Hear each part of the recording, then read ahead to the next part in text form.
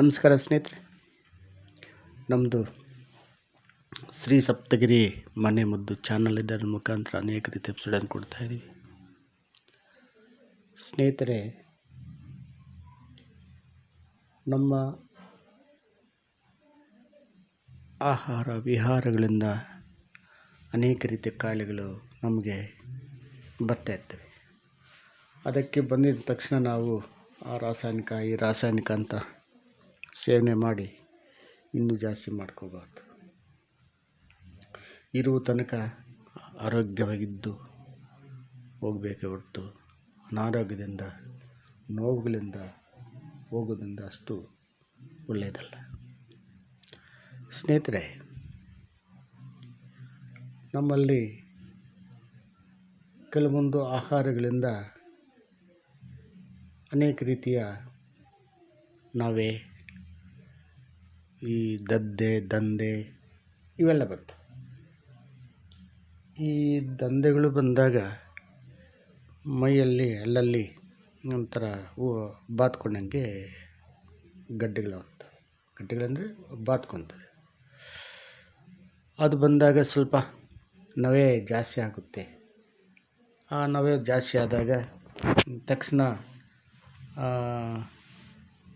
Drug ಹೌಸ್ಗೆ ಹೋಗಿ ointment ಈ ointment ಅಂತ ರಾಸಾಯನಿಕಗಳೆಲ್ಲ ಹಚ್ಚಿ ನಾನಾ ರೀತಿಯ ಚರ್ಮಕ್ಕೆ ಹಾನಿಯಾಗುವಂತಹ ಸಂಭವ ಉಂಟು. ಆದ್ದರಿಂದ ನಮ್ಮ ಡ್ರಗ್ ಹೌಸ್ ಸಿಕ್ಕುವಂತಹ ಅಜ್ವಾನ ಅಂದರೆ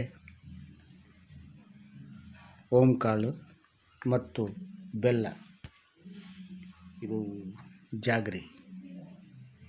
ಈ ಓಂಕಾಳು ಮತ್ತು ಜಾಗ್ರಿ,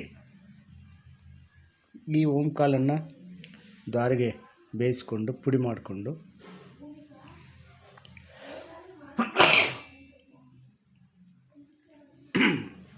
ಪುಡಿ ಮಾಡಬೇಕು. ಆ ಪುಡಿ ಮತ್ತು ಬೆಲ್ಲವನ್ನು